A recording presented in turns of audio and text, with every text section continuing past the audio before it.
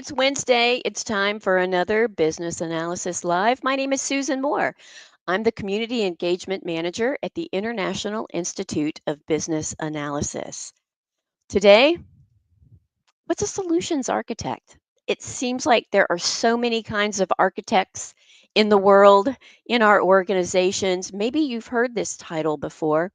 Maybe you have some thoughts about what a solutions architect is, because it sounds like it would be pretty technical, pretty involved in the delivery of solutions. But the surprising thing is, their power skill is actually curiosity, more so than coding and technical skills. And how do I know that? Well, I asked because I thought you might want to know. And so today's guest is a solutions architect, but not only that, he has also been a guest on here previously, and we're going to be catching up with him since his last visit. So, hello, Sachin. Hello, Susan. Nice to see you again. It's so good to see you again. I mentioned that you were a guest when we last saw you in 2023. The episode that you were on was called Launching Your Business Analysis Career because you had graduated and you were a part time teacher, which I think you still are. Maybe we'll talk about that. Yes. Um, Mhm. so, for those who may not have seen that episode, and by the way, we're going to drop that into the comments. So, if you guys want to catch up and see Sachin a couple of years ago, you can do that. Why don't you give us a quick introduction and then tell us what's happened to you from 2023 until today? For sure. So, hello, everyone. Myself, Sachin Bhoria, I work as a solutions architect right now in one of the largest real estate companies in North America region, where most of my focus is on property management technology. So, I have been a developer, I've been a systems engineer, business analyst as well, and I am a part-time professor for one of the public colleges here in Canada. And it's been really amazing, like switching from one role to another, and here it's still working, right? So currently in my day-to-day, I'm just designing and implementing solutions around real estate systems. So whether it's automatic leasing processes, optimizing inspections, or streamlining financial workflows, and on top of that, I leverage programming like coding and Microsoft tools like Power Apps, Power BI, Power Automate. You know, all the Microsoft applications, and I'm just working on it to build custom applications, automating any repetitive tasks that the teams have been doing, and connect connect them with the systems together. And I want to mention that it looks like you're in an office because you are in an office. And I know that sounds crazy, but you're not. When you took this new role, you actually have an office that you go to. Spoiler alert, it's not very far from his house. That's what made it enticing, right? That's true. Yes, yes. Um, and maybe, and we'll talk about that because actually, you going into the office, I think, is pretty important for the work that you do. Mhm. But let's talk a little bit more about how you made the jump from the business analysis work that you were doing to the Mhm. solutions architect work that you are doing. Right. Maybe the first part of that is tell us what were some of the transferable skills. For sure. So I was working as a business analyst only, and that was a real estate company as well. The switch felt like a natural evolution for me, to be honest. I was working as a business analyst where I was deeply involved in understanding the business problem, mapping out any processes, and bridging that gap between the business teams and the IT team as well. But over time, what I found in myself is not only documenting the requirement, but also suggesting solutions, designing any prototypes, and even building some of the tools myself. So, as a business analyst, I think you get a chance to document those issues. But now, as a solutions architect, I get to implement those. So, a lot of my work focused on customizing real estate systems, integrating them with Microsoft tools to save day-to-day challenges. That hands-on experience combined with the trust with the teams that I build, with the colleagues or any stakeholders that is involved in the project, gave me that confidence to, take the next step. That let's jump on to the next role where it's not just about the business analysis, but also integrating the systems, more about technology, more about programming, more about how these different systems are integrated to each other. And I still like to, take to stakeholders. Like I want to talk with them, understand their issues. So I think the switch from business analysis to solutions architect was an opportunity for me to be in that same domain, but try to get more into technologies. Okay. Okay. Yeah, So you took all of those skills that you were using as a that's right. business analysis professional, both the hard skills of eliciting requirements and doing all of those things. I also hear you talk about some human skills. Mm, So, because you've talked a little bit about relationship building, you use the term trust, but that involves relationship building. Um, and now you are kind of responsible for an end to end of what that solution is, all the way from, hey, I think I have a problem or an opportunity, all the way through to this is the way that we'll solve that. Before I ask you any more questions about that, you've mentioned a couple of times Microsoft products. Sometimes my experience with solutions architects have been that they work with a stack of products. And by stack, I just mean a suite of products that are usually aligned maybe by the same company, in this case, Microsoft, or it could be an Oracle stack. That's just the technical term that they use. So I am going to guess that your stack is a Microsoft stack that you're responsible for. that's right. It's Microsoft. Mostly, I have been into Oracle as well, but it changes from organization to organization, right? So because this organization is now into Microsoft tools, and these are the licenses that they have purchased, and Microsoft is amazing, trust me. So I get to integrate these with any of the tools that I have been working for the real estate companies, and I don't see any issues. There might be some, but I get to see workarounds on them and implement it. And when I just roll it out, people say, "Oh, I like this. I didn't know this is possible." Right? Well, and that's the benefit of knowing a stack of tools very deeply, is that very often you can approach solutions in different ways because you really know the technology. Another podcast that I episode that I did not pull in the link for, but should have, was what is a functional consultant or a functional analyst. Very often, they also work with a stack of products. And in fact, I think the guest that we had on also worked with a Microsoft stack. His focus was less on the identifying, do you have a problem? What's the problem we're solving? And it was really about how are we going to solve that using this stack? Let's broaden out the work that you do a little bit, because you mentioned things like learning about your stakeholders, building trust with your stakeholders. I mentioned at the top of today's show that curiosity is a real power skill for you, because very often the problems that you find aren't ones where somebody said, Sachin, here, I need you to go solve this. Sometimes these are just problems that you're identifying on your own. Tell us about that. Tell us what your kind of accountability is for surfacing issues as a solutions architect. Right. Maybe I will start this with the example. I like to give examples, right? So when I joined this new organization, I wanted to sit with each team and see what issues they are facing. And surprisingly, some teams came up with, we are not facing any issues with anything.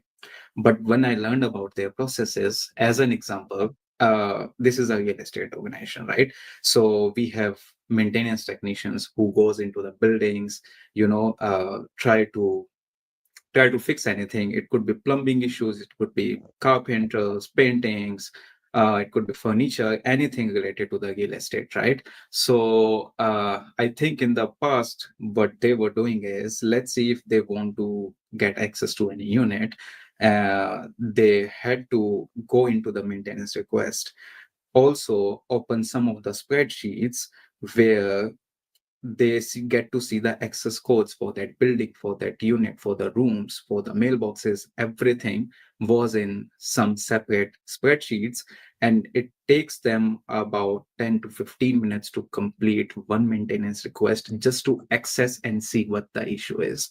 So this was something nobody thought of. It was working fine for them. It's just about time for them. But for me, it was more of like, how can I save this time? Because saving time is also saving cost for the business, right? So I implemented that access codes in the same platform where they get to see maintenance requests. Just scroll down a bit and you will see the access codes. 15 minutes saved for every maintenance request. And now we look at as a whole, we are saving a lot of time.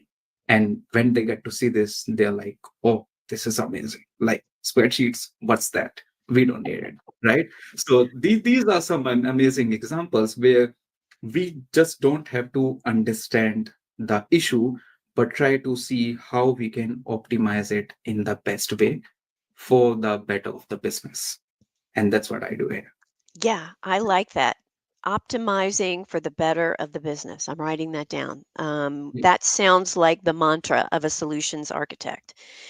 Um, and also, what I hear you saying is that sometimes your role is not going and coding something new. It's just using the technology better because you more deeply understand how the users in your organization are using something. Is that true? that's right. Yeah, yeah, Yeah. that's true. Yeah, so that's really powerful and maybe what sets you apart a little bit from that functional consultant who might be in the mindset of here's the stack that we're going to use to solve this problem. Now I'm going to understand exactly what we need to build.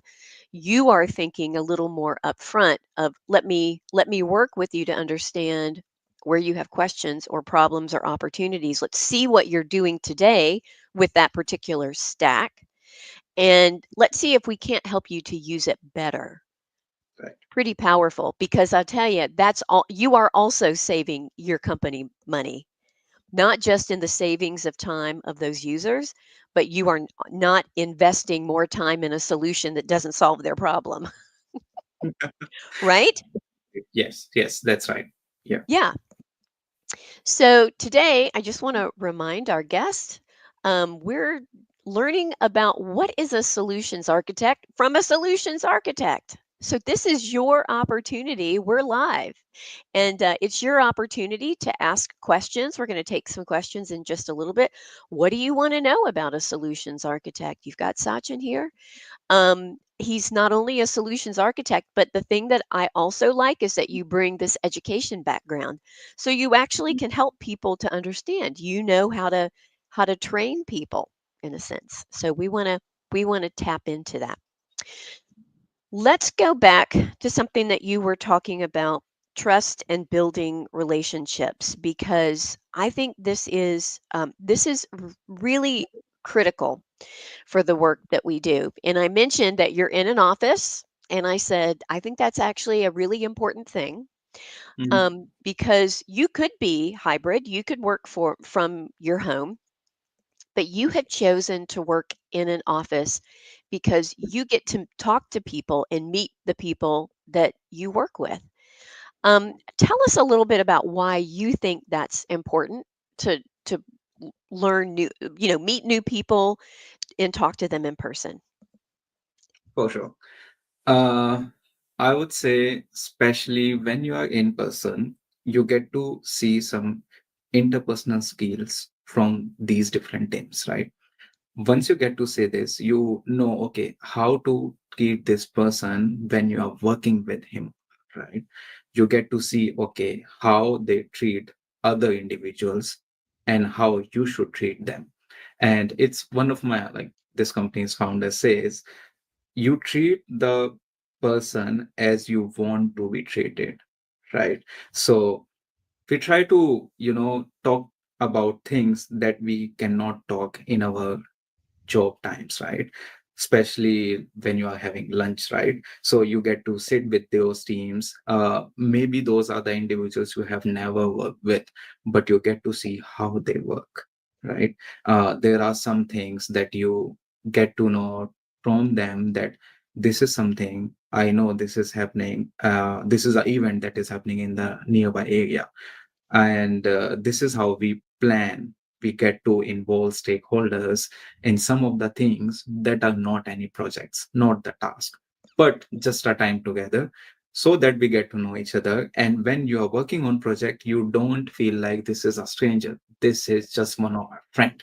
This is what you feel. And when you feel you are working with a friend, this is the best thing to do when you are on job, right? You don't feel that stress.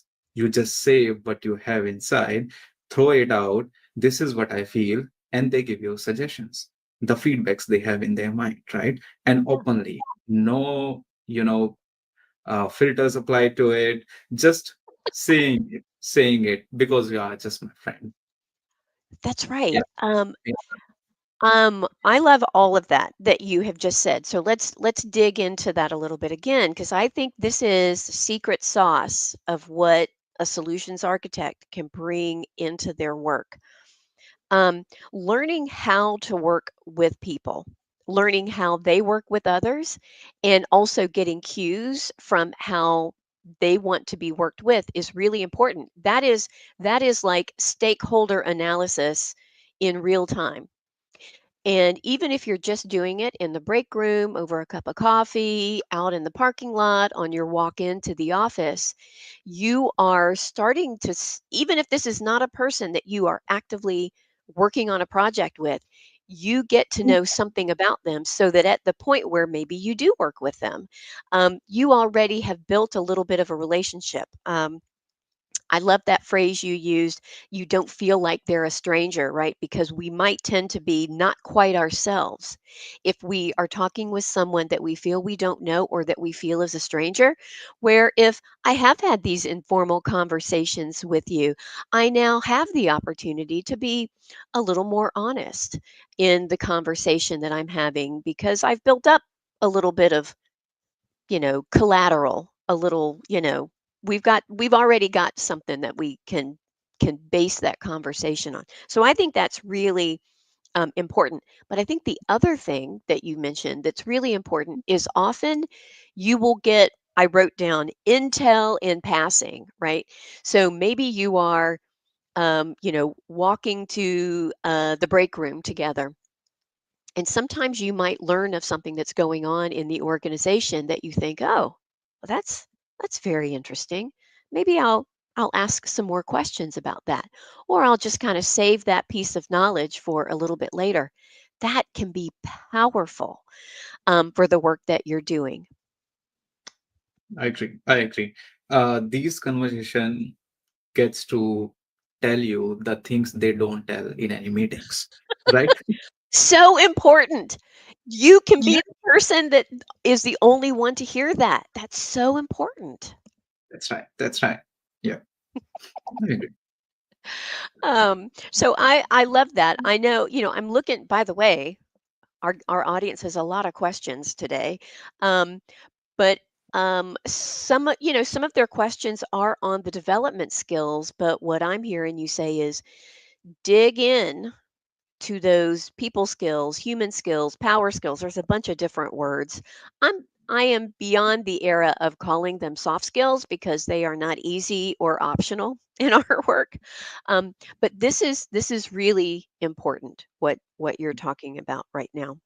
Um, so I've you spend time building relationships with the folks in your organizations. One of the other things that you and I have talked about is sometimes you are the person who might be recommending projects because of the conversations and relationships that you have. Tell us a little bit about maybe a time when you've suggested a project or how you might go about suggesting a project in the organization where you work based on something that you've learned. Hmm. For sure. So again, an example. I like it. So one of the examples I will say here is a process where this is a real estate company again, and we have leasing teams who try to complete leases for the rental units, right? We have property managers who get to approve those leases, countersign it as well, wait for the prospect or the applicant to, signature, provide the signature on those leases. Now, these things I have been hearing that there is a delay on this. And this is during the break time I was having with one of the property managers. And what they mentioned is that this lease has been sitting for 3 days now. We have not received any update from the prospect. We don't get to sign this lease, like this and that information on that. And what I try to see is that there is a gap where we are not following up with the prospects. Like we are waiting for your signature on this. So trying to automate this process, not having our leasing agents following up to those prospects that we are waiting for a signature, but actually just implementing a solution that if this prospect does not sign the lease after 2 hours, sends an email that we are waiting for your signature on this, right? So this saves a lot of time. We don't have to remember, okay, for these prospects we have to complete the leases. These automation saves a lot of time, and that is where I come and I apply some business analysis skills as well, right? So stakeholder communication is huge because as an architect I still need to listen carefully and make sure I truly understand the problem before jumping into design. Like requirements gathering, process mapping, impact analysis help me anticipate the challenges, but I have to design the solution as well, show it to them, this will fit the best for your use case, and then implement it, right? Hmm. So that is one way that you are kind of autonomous in that Yes. role. Let me ask you, was there a solutions architect role at that company before you got there? They were business analysts, but not Oh. the architect. Ah, So okay. Now how did your role happen if it didn't exist before you? How did you become their first solutions architect? I think they were supposed to hire me as a business analyst, but when they actually visited my resume again, and they tend to find me that I'm more into optimizing the business, saving Oh, them time and money, and actually providing them the solutions for the technologies they are using because I'm expert in that.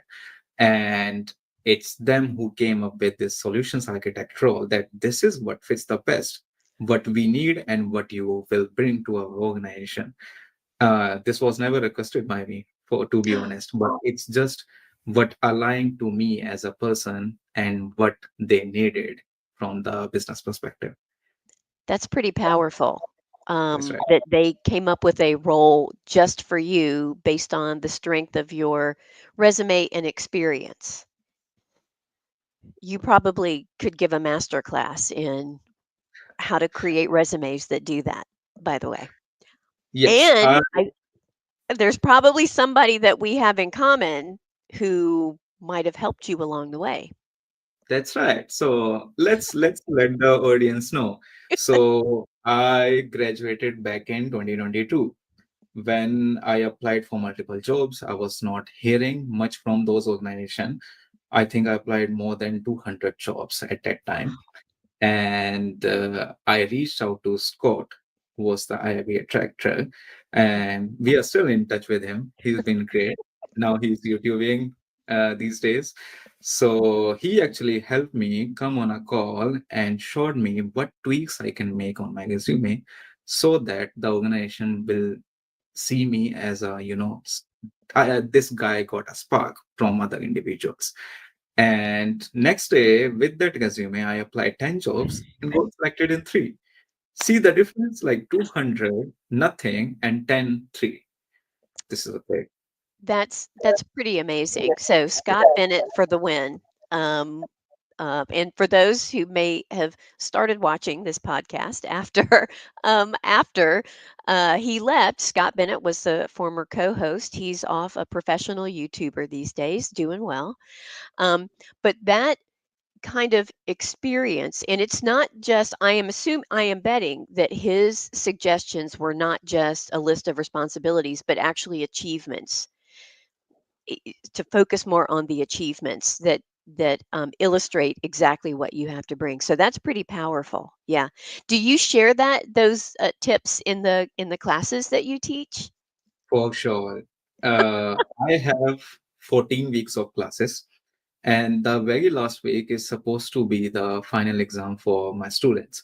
But what I do is I switch that to week 13, and in week 14, it's just about how to build resume, how to apply jobs. And trust me, it's working great because my program manager from the college is reaching out to me. Your class got the highest number of jobs, like just for graduating. So I am implementing Scott skills to my students, and it's working great. So thanks to Scott, thanks to you guys, thanks to IIBA, and I'm thinking like students have been amazing as well. They are learning a lot, and they get to implement those things I highlight in my last of the classes, and yeah, they're liking it, and it's working. I feel like you're applying that solutions mindset to your classes as well, right? Because based on that feedback that you got, you're now realizing its importance in helping your students, and so you've actually incorporated that into a module all its own. So I know that your students are really appreciative of what you're doing. Well, I tell you what, because we have a ton of questions, um, let's go. Mhm. Also, I just have to I have to share this with you. This came in. Go Scott. That's So, that's good. all right. Okay. Well, let's do this. I have flagged some questions. I am just going to take them in the order they came in. All right. Okay. So, our first question is from Nisa B, Life of Nisa B. Hey, how are you? Do you have to have software developer skills in order to do the work that you do? Definitely. And as I mentioned, I have been developer in the past. I work for a US-based MNC, and the software developer skills, if you don't know how to develop something, you cannot provide a solution to it. You just have to do back and forth with these tools, escalate it to them that this is what I needed. But you actually, if know what is the technology behind this tool, you know how to develop it.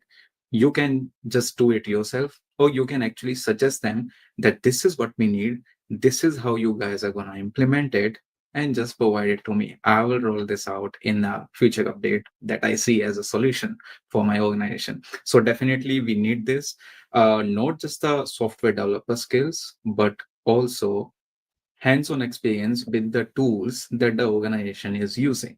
So you know how to develop, but also you get to take a step back, see the tools they are using, what's the backend on that, try to see, okay, if you can have the similar backend for these tools, and try to implement the solution. So I would say 100% you need those skills. Yeah. And what I also hear you saying there is we've focused on helping people solve their their solutions through the stack of tools Mhm. that you specialize in. But the other thing I think I heard you say was you also have to think about not just the capabilities of that stack, but also what's existing in that Right. in the current ecosystem that the organization has, because you don't want to introduce new risk, new tools, especially if you don't have the people to properly support them. So that's also I think a feature of what you're doing is helping Correct. the organization make smart decisions about that. Okay. All right. Let's see. I pulled this because this was a comment. Saving time is the best strategy indeed, right? You were mentioning saving users time, but also saving your time, of not recommending solutions that are just going to waste waste your time or somebody else's time. Okay, so here's our next question. What skills from a regular business analyst role can I enhance to get where you are? We talked a little bit about the software development, Mhm. and your stack is Microsoft, so you might have some thoughts on that. But how would you answer Inga's question? Uh, I think I can just tell you what I have been through when I turned from a regular business analyst to the solutions architect role. So I have had to definitely had to level up my technical design skill. That includes thinking about integration patterns, data flows, security, and scalability. Because as an architect position, my impact is on the entire ecosystem, not just the process. So I've also diving deeper into the Microsoft Power Platform, learning how to create more advanced applications and automations. And at the same time, I'm focusing on cloud concepts because the future is really about designing, to be honest, and that are flexible, resilient, and cloud ready. But I will say this, that like the biggest shift is not just technical, it's mindset. Like as an architect, you need to think strategically, see the bigger picture, and balance business needs with the long term technology choices. Okay, so if you are looking to switch your career from a regular business analyst to any role you are looking into, it could be functional consultant, could be solutions architect, enterprise architect, but I believe you just need to understand, okay, what's the domain is it in? Like it's a real estate company, it's a pharmaceutical organization, what tools do they use? And once you get to know those tools and some of the stack, it could be Microsoft, Oracle, you know, okay, these are the tools these organizations have been using.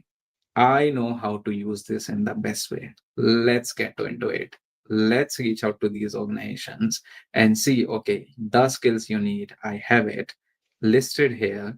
All you need, what I got. So why not I join your organization, right? I like that you talk about building your more strategic skills, because I think that's again that's what sets your role apart from maybe even a functional analyst or a functional consultant and a business analyst, is that you are thinking bigger picture.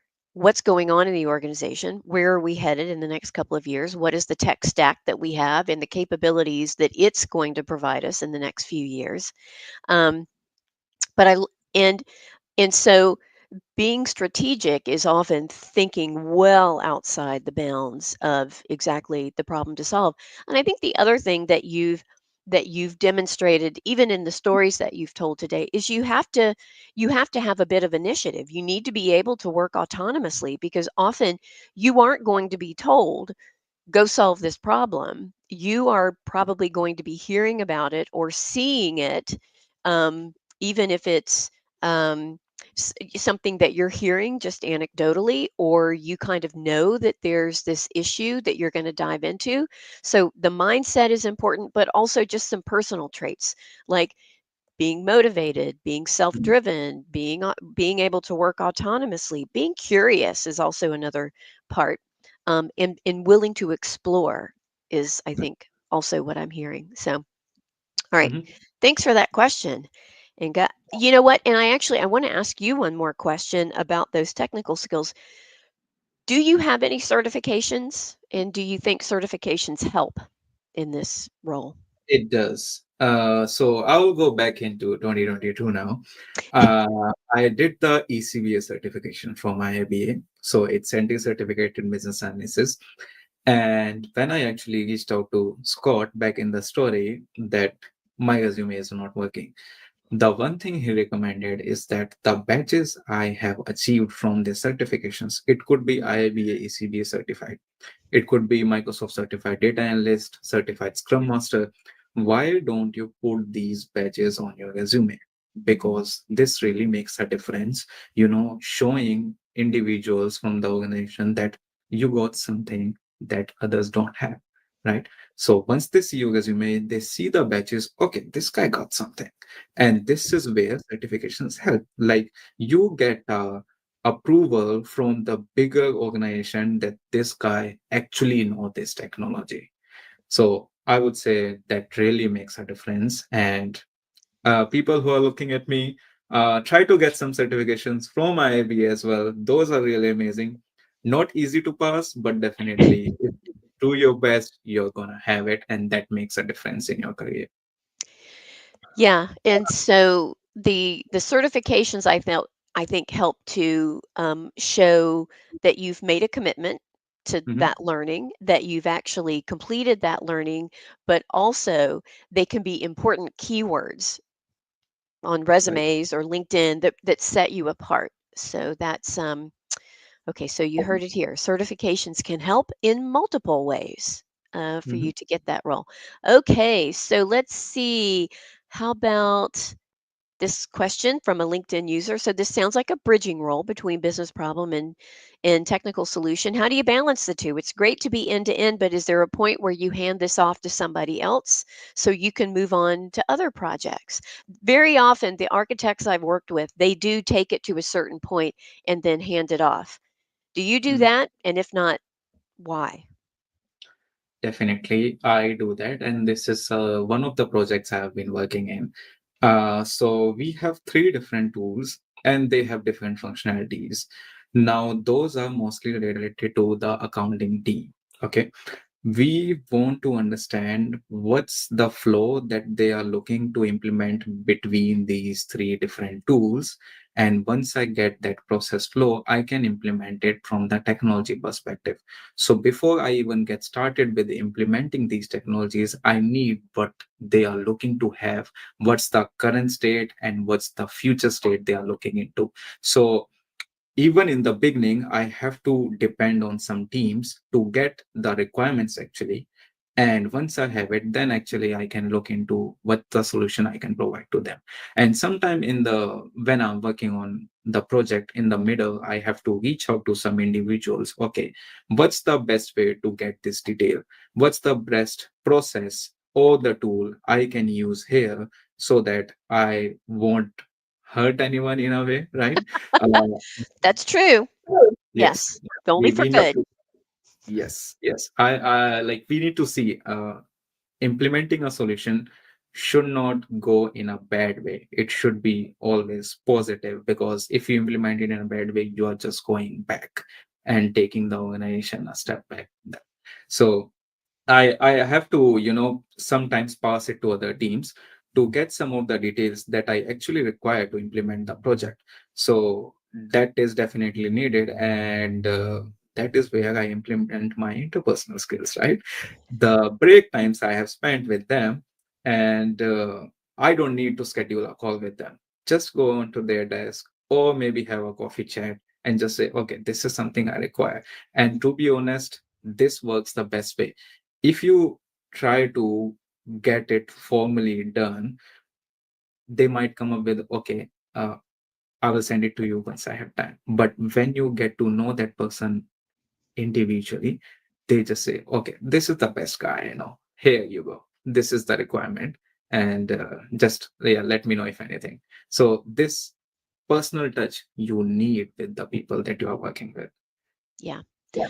I think relationship skills, especially if you are doing any kind of architecture work, is really important because you've, I mean, I think it's important for any kind of business analysis role, but I think it's especially important if you are trying to build a solution that meets many different kinds of, that you're, let me say it differently. When you're building solutions that you want to build in flexibility, Mhm. reduce risk, you really have to be able to get information from people. And it is not generally, you're right. It's not give me your requirements. It's, hey, I'm going to come by your office and I want to talk about this and I'm just going to learn a little bit more. That's really the way that you're kind of uncovering some of this information. So, all right. So let's take I don't know. We're getting lots of questions now. Maybe let's take two more. Mhm. Let's say, how about this one? Divya, business analyst can move next level to solution architect after getting technical expertise. Um, Yep. so you talked about being a business analyst, but you didn't have like a role in between. Mhm. before you moved over to solutions architect? No, for sure. So maybe I can answer this. Business analyst can go into any role, trust me. The skills business analysts implement, those can be used in any way, like as a solutions architect. And even if you have read the Babel guide, it mentions you don't need the role of business analyst. If you are implementing those business analyst skills, you are actually a business analyst, even if you are a solutions architect or a project manager. If you are implementing those techniques, those tasks, uh, those business analysis areas. So you are actually a business analyst. And moving to our next level is nothing, just having a path created for you, what you actually need to achieve that next step and try to implement it. All the technical skills, all the behavioral skills, some expertise you need, just try to implement them and you will never fail. Trust me. If you have those, you will never fail. You just apply for that position and you're definitely gonna achieve it. Not maybe in a small time, but definitely the efforts you make, that's gonna rise you one day. That's important for our audience to hear is that not every business analysis role has a title of business analyst. You can be performing business analysis and have a completely different job title. I think um, we work with a recruiting company, and so one time we asked, how many roles do you have in your database right now? How many job postings do you have in your database that use business analysis skills? And at that time, they had over 700. And I would say they spanned everything from people that have that title, business analyst, to all kinds of functional consultants, um, management level jobs, all kinds of work. So don't think that there is a defined career path. I have to be a business analyst before I'm a solutions architect. And I think your suggestion is if you read through that and you've got those, you're doing that work, you too could be a solutions architect.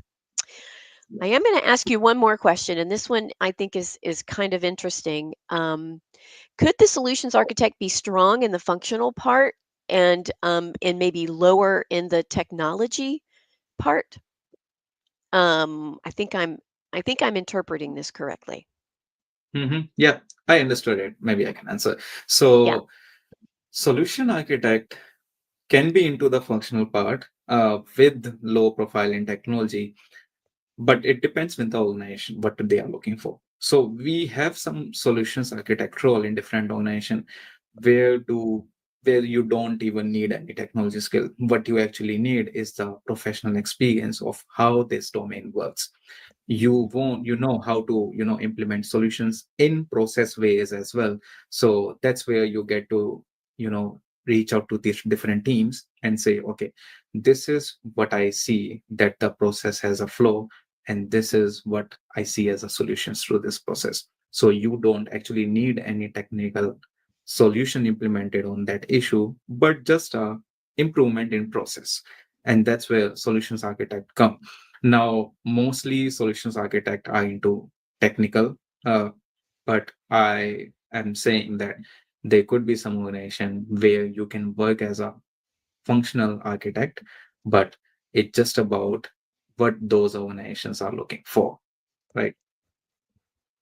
Yes, and we sometimes say that not every business analyst role has the same set of responsibilities at every organization, and the same is true of this role of solutions architect. It can be different based on what the needs of the organization are, the culture of the organization, and sometimes it's just the right candidate walks in the door and they say, "Sachin, you're going to be our first solutions architect because we need skills like you and we're going to come up with this title." So it's really important when you're both looking at job postings, but also when you're interviewing, ask what they mean. What would a solutions architect do in this organization? Just so that you are informed, because you're right. Some could be heavily technical. Some might be more focused on strategy and understanding the business domain. Like that's the important thing that they do. So great, Yep. great advice. My Mhm. goodness. Boy, well, this has sparked a lot of questions today. There, people really want to know about solutions architects. So I think a success. Yeah. I think you have really helped people to understand what this role is all about. Well, Sachin, thank you so much for coming back. Actually, you reached out because and you said, "Hey, I've got an update for you." And so it has been a real pleasure to see how you have grown into your business analysis roles in Mm. just a couple of years that I've had a chance to know you. So thanks for letting me know you had an update. Thanks for having me. It's Yeah. really, a great opportunity to help people who are into the same, cup where I have been in the past, and helping them. Actually, I feel like I am helping myself, because with hearing about this, they get to know, okay, what's happening and how to achieve the roles, the success they are looking for. So thanks for having me. Yeah. You are reminding me that when we talked with you a couple of years ago, that idea of giving back and being part of the community was really important to you. And so this is so thanks for paying it forward and for sharing with our community and with your students. So, all right. Thank you. Thanks so much, Sachin, for joining Mhm. us today.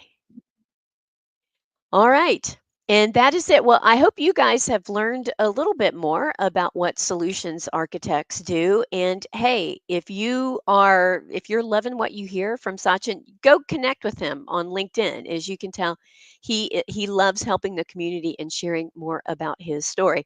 Well, we're going to see you in 2 weeks. And when I see you again, we're going to talk about the 3 R's of business analysis. And it might be a festival. I don't know. You'll have to come back and see. I hope you'll join us then. Take care. We'll see you soon.